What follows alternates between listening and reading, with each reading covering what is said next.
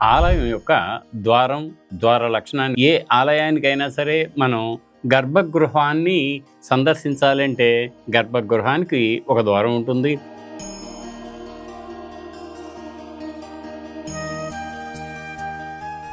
చిన్న పరివారాలయాలకు ఉంటాయి, వాహనాలయాలకు ఉంటాయి, అలాగే గోపురానికి ఉంటాయి, అలాగే ప్రాకారానికి కూడా కొన్ని సందర్భాల్లో ఇతర దిక్కుల్లో గోపురం లేని సందర్భాల్లో ద్వారాలు ఉంటాయి.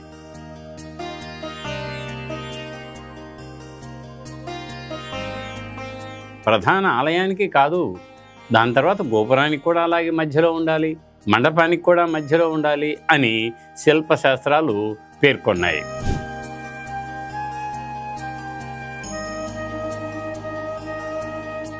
అన్నిటికంటే కింద మనం గడప అని పిలుచుకున్నట్టుగా ఒక శిల్పశాస్త్రాలు ఆగమశాస్త్రాల్లో దానికి ఒక పేరు ఇచ్చాయి. ఏమిటి అంటే అది భువంగం. మరి ఆ గడప మీద ఏముంటాయి? అటు ఇటు రెండు నిలువు శాఖలు ఉంటాయి, వాటిని ద్వార శాఖలు అంటాం.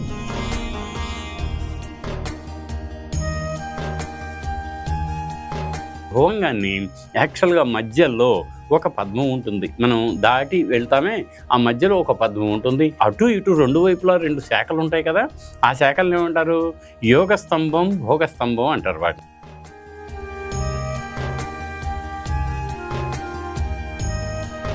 కింద భాగంలో దాదాపుగా ద్వారపాలకులు ఉంటారు. ఈ ద్వారపాలకులను చూడాలంటే మనం గుహాలయాల్లో అటు విజయవాడ మొగలరాజపురం గుహల్లోనూ, ఆ తర్వాత మళ్ళీ ప్రకాశం జిల్లాలో ఉన్నటువంటి అంటే మనం ఉదయగిరి వెళ్తుంటే సిఎస్పురం నుంచి మీకు అక్కడ భైరవ కోన అని ఉంటుంది. అది 2 అంతస్తుల గుహాలయాలు.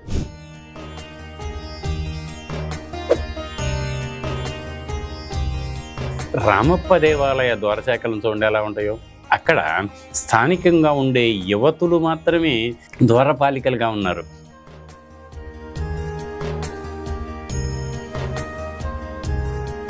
దేవగర్ర అని ఒకటి ఉంది, దశావతార దేవాలయం. ఆ దేవాలయంలో ద్వారాలకు పైన గంగ, యమున ఈ 2 బొమ్మలు ఉంటాయి.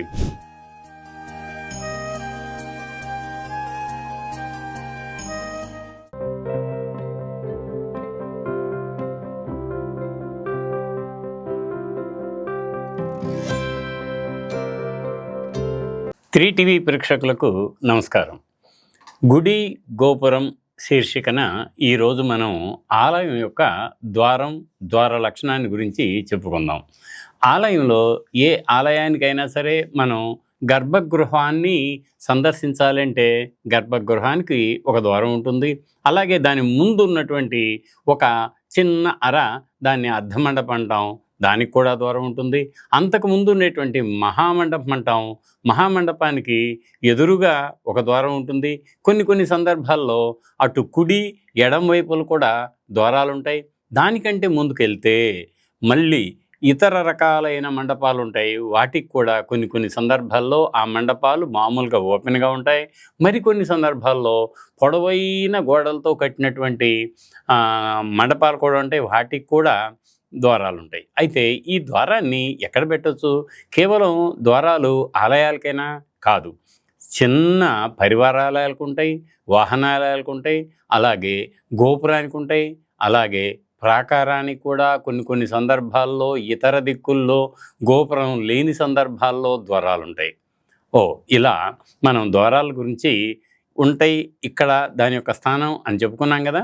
మరి అసలు ఆ ద్వారం యొక్క లక్షణం ఏమిటి, ఎలా ఉంటుంది అని అన్నప్పుడు కాశ్యప శిల్పశాస్త్రం, విశ్వకర్మీయం, మానసారం, మయమతం ఇలా అనేక శిల్పశాస్త్రాల్లోనూ అలాగే ఆగమశాస్త్రాల్లో కూడా ఈ ద్వారం యొక్క లక్షణం ఉంటుంది. ఎందుకు అంటే ఎవరికి ఇష్టం వచ్చినట్టుగా వాళ్ళు ద్వారం పెట్టుకోవడానికి వీల్లేదు. ఆ ద్వారానికి కూడా కొన్ని సందర్భాల్లో మనం విశేషించి చెప్పుకోవాల్సిన విషయం ఏమిటంటే ఒక్కొక్క గర్భగృహానికి ఒక్కొక్కసారి నలువైపులా కూడా ద్వారాలు ఉంటాయి. దాన్ని మధ్యలో మాత్రం మూలబేరం లేక ద్రోభేరం ఉంటుంది. అదిగో దాన్ని మనం ఏమంటామో తెలుసా? హాయిగా నలువైపుల నుంచి స్వామివారిని ప్రదక్షిణం చేస్తూ చూసి నమస్కరించుకునేటువంటి అవకాశం ఉన్న నలువైపులా ద్వారాలు కలిగిన గర్భగృహం ఉన్న ఆలయాన్ని సర్వతోభద్రాలయం అంటాం. ఇప్పుడు ఆలయం యొక్క, గోపురం యొక్క, మండపం యొక్క ద్వారాలు ఇదిగో ఇక్కడ ఉంటాయి అని చెప్పుకున్నామే. ఎక్కడుంటాయి అని అంటే సర్వేషామపి హర్మ్యానాం ద్వారం మధ్యేతు యోజేత్. కాశ్యప శల్పశాస్త్రంలో 17వ అధ్యాయం ఏం చెబుతుందంటే అన్ని చోట్ల దేవాలయాలకి ద్వారం మధ్యలోనే ఉండాలి. దీని మధ్యలో ఉండాలి, ఆ ద్వారానికి గోడకి మధ్యలో ఉండాలి. అలా ఒకటి. అంతేకాదు హర్మ్యస్య మధ్యమే చైవ గోపురస్యతు మధ్యమే మండపస్యతు మధ్యం వా ద్వారమేవం ప్రకల్పయేత్. కేవలం హర్మ్యం అంటే ప్రధాన ఆలయానికి కాదు, దాని తర్వాత గోపురానికి కూడా అలాగే మధ్యలో ఉండాలి, మండపానికి కూడా మధ్యలో ఉండాలి అని శిల్పశాస్త్రాలు పేర్కొన్నాయి. దాని తర్వాత దీని యొక్క లక్షణం ఎలా ఉంటుంది అని అంటే, లక్షణం అంటే మీకు పొడవులు వెడల్పులు ఎలా ఉంటాయి అనే దాని గురించి ఆలోచిస్తే మనకి ఈ ద్వారం యొక్క విస్తారం తద్వయం ద్వారోచ్ఛేదం అంటాం. విస్తారం ద్వారం యొక్క వెడల్పు అంటే లోకొలత. ద్వారం ఎలా ఉంటుంది మనకి 4 రకాలైన భాగాలతో కలిగిన ఒక అమరిక ద్వారం. ఏమిటా 4 అంటే దానికి 4 రకాలైనటువంటివి ఉంటాయి కదా. అన్నిటికంటే కింద మనం గడప అని పిలుచుకున్నట్టుగా మన ఇంటికైతే గడప అంటాం, కానీ ఆలయానికి కూడా దాన్ని గడప అనే అంటాం. కానీ ఒక శిల్పశాస్త్రాలు ఆగమ శాస్త్రాల్లో దానికి ఒక పేరు ఇచ్చాయి. ఏమిటి అంటే అది భువంగం. భూమి మీద ఉన్నటువంటి ద్వారం యొక్క అంగం అని అర్థం అన్నమాట. అంటే మొట్టమొదటి ఒక వరుస కింద గడప లాంటిది, దాన్ని భువంగం అంటాం. మరి ఆ గడప మీద ఏముంటాయి, అటు ఇటు 2 నిలువు శాఖలు ఉంటాయి, వాటిని ద్వార శాఖలు అంటాం. వాటికి కూడా పేర్లు ఉన్నాయి. ఏమిటి, ఇప్పుడు మనం కింద ఉండేటువంటి గడపకి మనం ప్రస్తుతం ఏం చెప్పుకున్నాం, మనం భువంగం అంటారు అని చెప్పుకున్నాం. మీరు కూడా రేపు ఆలయానికి వెళ్ళినప్పుడు చూసుకోవచ్చు. అలాగే మీరు అటు ఇటు 2 వైపులా 2 శాఖలు ఉంటాయి కదా, ఆ శాఖలను ఏమంటారు, యోగ స్తంభం భోగస్తంభం అంటారు వాటిని రెండింటిని. మరి దాని మీద ఒక అడ్డదూలం లాగా ఉంటుంది కదా, దాన్ని ఏమంటారు అని అంటే పతంగం. ఎందుకంటే అది పైన ఉంటుంది, అందుకని పతంగం అంటాం. ఇందాక భూమి మీద ఉంటుంది, భువంగం అంటున్నాం. నిలువుగా ఉంటాయి, యోగ స్తంభం అంటున్నాం, భోగస్తంభం అంటున్నాం. సో ఇప్పుడు మీకు అమరిక వచ్చింది కదా, ఒక ద్వారం ఇలా నిట్ట నిలువుగా కింద ఒక ఎంతంటే విస్తారం తద్వయం ఉచ్ఛేదం అన్నాం కదా, అంటే వెడల్పు 3 అడుగులు ఉంది అని అనుకుందాం. మనం ద్వారం లోపల యొక్క కొలత ఉంటే దాని ఎత్తు ఎంత ఉంటుంది, ఇక్కడ 3 అయితే తద్వయం ఉచ్ఛేదం అంటే రెట్టింపు ఉంటుంది కాబట్టి 6 అడుగుల ఎత్తు ఉంటుంది అన్నట్టు. 3 అడుగులు వెడల్పు అయితే 6 అడుగులు ఉంటుంది. మేము ఎన్నో ఆలయాల్ని ఊడదీసిన సందర్భాల్లో ఈ కొలతలను సరిచూసాం. అయితే శ్రీశైలం ప్రాజెక్టులో మునిగిపోయినటువంటి అనేక ఆలయాలను మేము ఊడదీసినప్పుడు డాక్యుమెంటేషన్ చేస్తాం కదా, అంటే వాటిని ఎలా ఉన్నాయో అలా ముందు మేము కాగితాల మీద డ్రాయింగ్లు వేసుకుంటాం, కొలతలు తీసుకుంటాం, ఫోటోగ్రాఫ్లు చేస్తాం, మళ్ళీ డ్రాయింగులు స్కేల్కి వేస్తాం. వేసినప్పుడు ఏమవుతుంది, ఆహా నిజమే శిల్పశాస్త్రాల్లో చెప్పినట్లుగానే అప్పటి కాలపు శిల్పులు కొలతల్ని అనుసరించారు అన్నట్టుగా. ఎందుకంటే కొన్ని సందర్భాల్లో 2 అడుగుల 10 అంగుళాలు ఉంటుంది. అది ఏమిటి, 2 అడుగుల 10 అంగుళాలు అంటే 3 అంగుళాలకి 3 అడుగులకి 2 అంగుళాలు తక్కువ వెడల్పు కింద.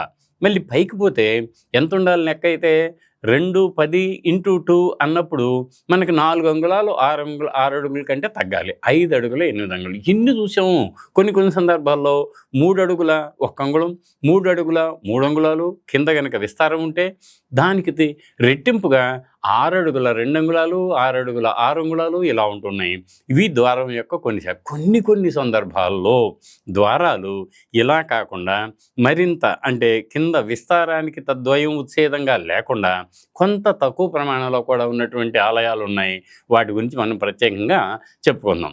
ఇక ఈ ద్వారాలను ఏమంటారంటే, మనం అటు బాదామి చాళుక్యులు తొలి ప్రయోగంతో వచ్చినటువంటి ద్వారాలు కదా, గుప్తుల కాలంలో ఒక ద్వారం వచ్చింది. అంటే అవి సింపుల్గా ఉంటాయి అన్నమాట, చాలా సింపుల్గా ఉంటాయి.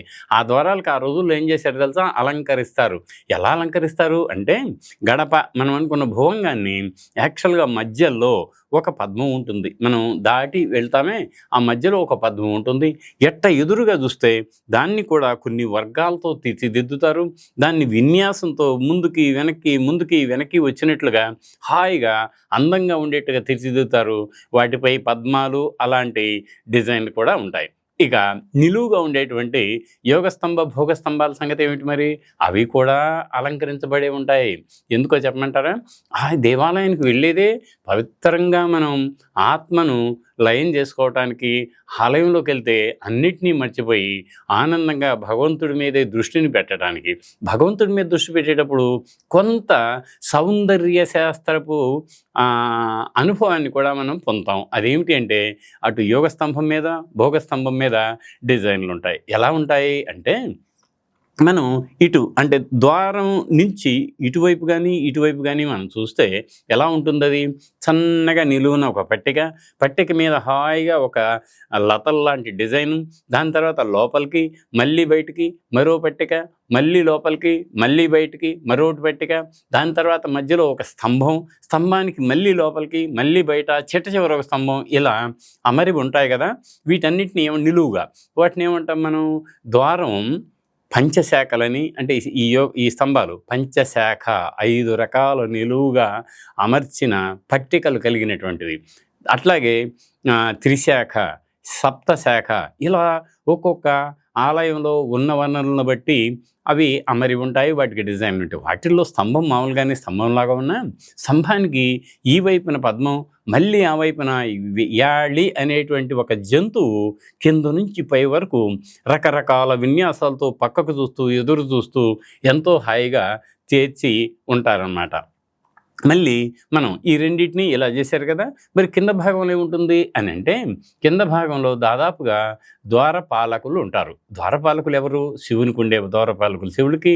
అదే వైష్ణవాలయం అయితే శివునికి అయితే దిండి, ముండి అని, అలాగే శృంగి, భుంగి అని, ఆ తర్వాత మళ్ళీ మనం నంది, మహాకాల అని, అలా వైష్ణవానికి అయితే కేవలం జయ, విజయ అనే ఇద్దరు ద్వారపాలకులు ఉంటారు.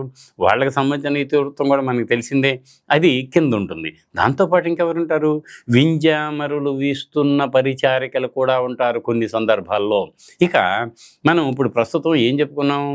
చాళుక్యులు, బాదామి చాళుక్యులకు సంబంధించిన అటు బాదామి, ఐహోల్, పట్టడకల్, మహాకోటల్లోనూ, ఆ తర్వాత పల్లవులు నిర్మించినటువంటి అనేక ఆలయాలు, మహాబలిపురం, మండకపట్టు, ఇంకా అటు గుహాలయాలే కాకుండా విడి ఆలయాల్లో అయిన కంచి కైలాసనాథ స్వామి దేవాలయం, ఇలా దాని తర్వాత వచ్చిన అనేక చోళ దేవాలయాలు మనందరికీ తెలుసు. ద గ్రేట్ 4 చోళ టెంపుల్స్ ఉన్నాయి కదా. ఏమిటవి? ఒకటి తంజావూరులోని బృహదీశ్వర ఆలయం. ఈ బృహదీశ్వర ఆలయంలో గమ్మత్తు ఏమిటంటే, ద్వారాలు కేవలం ఎదురుగానే కాకుండా పక్కలను కూడా అటు ఇటు ఉంటాయి. దాన్ని సావకాశ అంతరాళం అంటారు. ఈ సావకాశ అంతరాళానికి కూడా అటు ఇటు ద్వారం ఉంటుంది. ద్వారానికి నిలువెత్తు ద్వారపాలకులు ఉంటారు. అది అసలు చూడటానికే ఆనందంగా ఉంటుంది.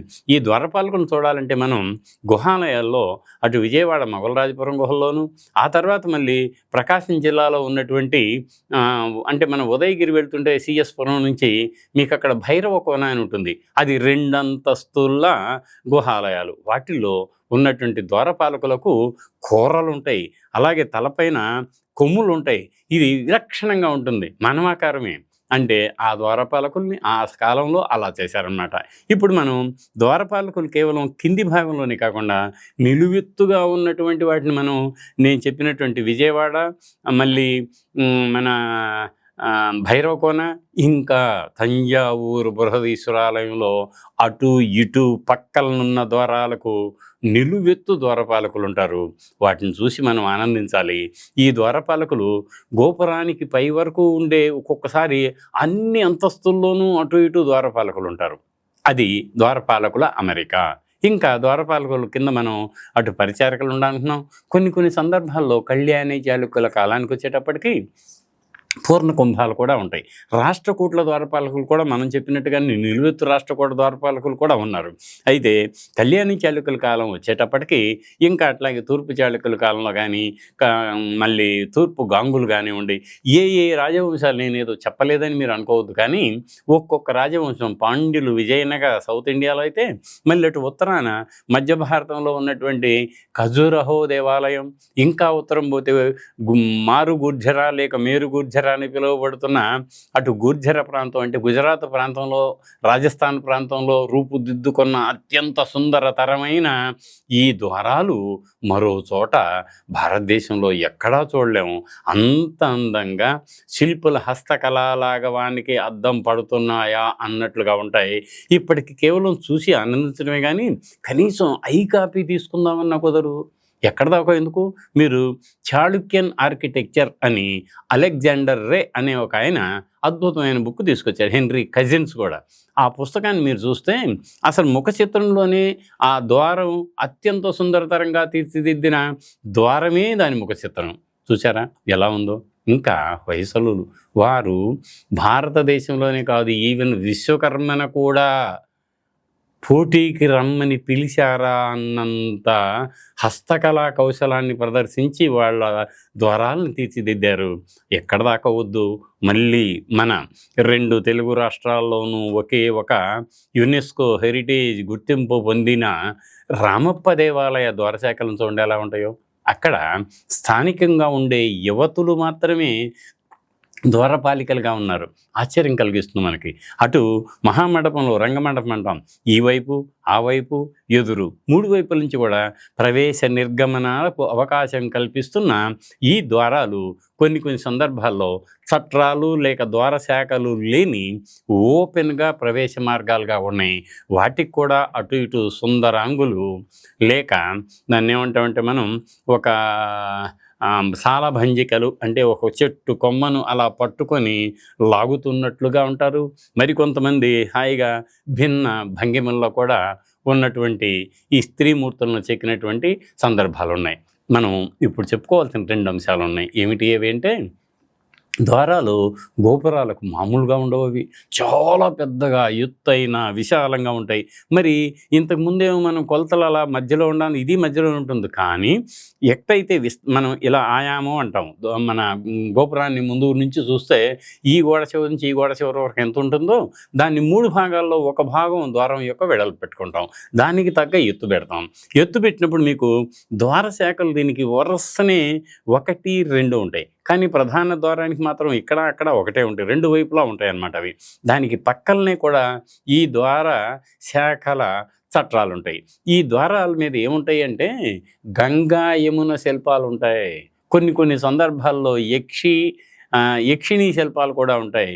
కొన్ని సందర్భాల్లో దేవతా శిల్పాలు ఉంటాయి అన్నమాట. అయితే ఇవి మనం దాని మూలాలను వెతికితే మీకు గుప్తుల కాలంలో దేవగర్ అని ఒకటి ఉంది, దశావతార దేవాలయం. ఆ దేవాలయంలో ద్వారాలకు పైన ఎవరున్నారు, మనం ఎక్కడెక్కడో తిరిగి వస్తాం, మనసుని కలుషితంతో ఆలయం దగ్గరికి వస్తాం, వాటన్నిటిని కడిగి ప్రక్షాళనం చేసి మనని పవిత్ర భావంతో ఆలయం లోపల ప్రవేశించటానికి ఒక వనరుగా గంగా యమున ఈ 2 బొమ్మలు ఉంటాయి. అవి మనకు కర్నూలు, అలంపూర్, మహబూబ్నగర్ జిల్లాల్లో ఎన్నో చోట్ల ఈ స్తంభాలకు నిలువెత్తు గంగా యమున విగ్రహాలు కూడా ఉన్నాయి. చూసారా, అక్కడ మనకి గుప్తుల కాలంలోనేమో ఆలయం యొక్క ద్వారాలకు పై భాగంలో గంగా యమునలు ఉంటే, చాళుక్యుల కాలం, పల్లవుల కాలం, చోళుల కాలం వచ్చేతలికి అవన్నీ కిందకి దిగి గంగా యమునలు వాహనాల మీద నిలబడి ఉన్నట్టు, వాహనాల పక్కన ఉన్నట్టుగా ఉంటాయి. అంటే ఒకటేమో గంగకేమో మకరం, యమునకేమో తాబేలు, 2 ఉంటాయి అన్నమాట. సో అట్లా మనం ద్వారాల గురించి అర్థం చేసుకోవాలి. ఇంకొక ప్రస్ఫుటంగా పేర్కొన్న అంశం ఏమిటంటే, ఈ పైన పతంగం అంటాం కదా మనం, పై లింటల్, ఆ ఫస్ట్ లింటల్లో ఏముంటుంది అంటే అవి కూడా కింద నుంచి అలంకారాలు ఎలా వచ్చాయో అవి పైన కలుస్తున్నాయా అన్నట్టుగా అదే విన్యాసంతో అలంకరించబడి ఉండటం ఒక ఎత్తు అయితే, ఆ మధ్యలో ఒక భాగం ఉంటుంది. ఆ భాగాన్ని లలాటం అంటాం మనం. మనకి ఎట్టయితే ఈ లలాటం ఉందో ఆలయం యొక్క ఆ పతంగానికి కూడా లలాటం ఉంటుంది. లలాటం మీద ఒక బింబాన్ని చెప్తారు. దాన్ని ఏమంటారు, ఇంగ్లీష్లో డెడికేటరీ బ్లాక్ అంటారు, మరికొన్ని సందర్భాల్లో లలాట బింబం అంటారు. ఈ లలాట బింబం మీద సాధారణంగా 95% గజలక్ష్మి ఉంటుంది. ఎదురుగా ఆమె ఆసీనుర పద్మం పైన ఆసీనురాలై ఇట్లా అభయవరదాలతో ఉంటుంది. 2 చేతుల్లోనూ ఒక్కొక్కసారి పద్మాలు ఉంటాయి. అలా లేనప్పుడు 4 చేతులతో ఉండొచ్చు, 2 చేతులతో ఉండొచ్చు. ఆ వైపు ఈ వైపు 2 గజాలు అంటే ఏనుగులు తొండాలతో కలశాలను పట్టుకొని అమ్మవారికి అభిషేకం చేస్తున్నాయా అన్నట్టుకుంటే, నిజమైన గజలక్ష్మిని చూడాలి అంటే మనకి బార్హుత్తులో కనిపిస్తుంది. అది బౌద్ధ నేపథ్యం. కానీ యజ అజంతా, ఎల్లోరాలో మీరు చూస్తే అద్భుతమైనటువంటి ఈ ద్వారలక్ష్మి బొమ్మ గోడకు కనిపిస్తుంది, ద్వారానికి కాదు. దాన్ని అక్కడ కూడా మనం గజలక్ష్మి అన్నాం. ఇక్కడికొచ్చిన తర్వాత ద్వారలక్ష్మి అయింది ఆవిడ. ఇలా ఒక ద్వారానికి సంబంధించి ఇన్ని విషయాల్ని మనం పేర్కోవాల్సి ఉంటుంది.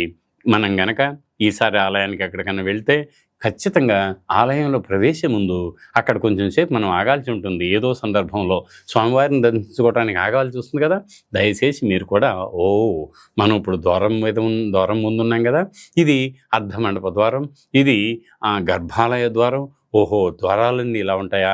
అర్ధమండపం ద్వారానికి మనకేం చేస్తారు, లోపలికి ఆ రోజుల్లో విద్యుత్ శక్తి లేదు కదా, లోపల దేవుడి దగ్గర మాత్రమే మనకు అటు హారతి కర్పూరంతోనూ లేక నూనెతోనూ నెయ్యితోనూ వెలిగేటువంటి దీపాలు ఉంటాయి. ఆ దీపాల్లో అఖండ దివ్య అని ఒకటి, దాన్ని నందా దివ్య అంటారు. నిరంతరం అది వెలుగుతూనే ఉంటుంది.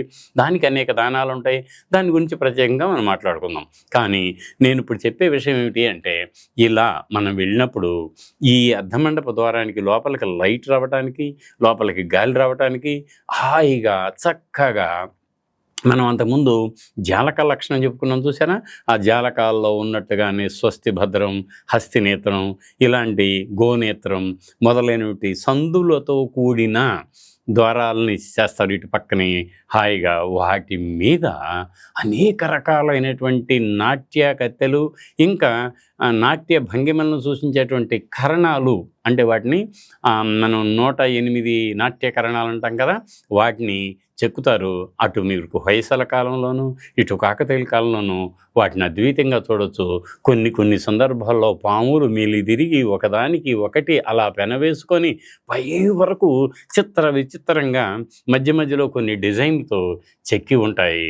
ఇక్కడ మీరు ఏదైనా సరే ఎక్కడికైనా వెళ్ళినప్పుడు దయచేసి ఇదిగో ఇలా ఈ భాగాలని, కింద భాగాన్ని భువంగం అంటామని, నిలువుగా ఉండే 2 స్తంభాలను యోగ స్తంభం, భోగ స్తంభం అంటామని, పైనుండేదాన్ని పతంగం అంటామని, ఇదిగో వీటికి రకరకాలైన విచిత్రములైనటువంటి శిల్ప విన్యాసంతో ఉండేటువంటి ఒక పక్క ద్వారపాలకులు, పరిచారికలు, ఇంకా ఇతర శిల్పాలు, దాంతోపాటు జామెట్రికల్ డిజైన్స్ ఉంటాయి. ఆ డిజైన్లతో పాటు ఇందాక నేను చెప్పినట్టుగా అనేక రకాలైన అలంకరణలతో కూడి ఉంటాయి. ఇదిగో ఇది ద్వార లక్షణం.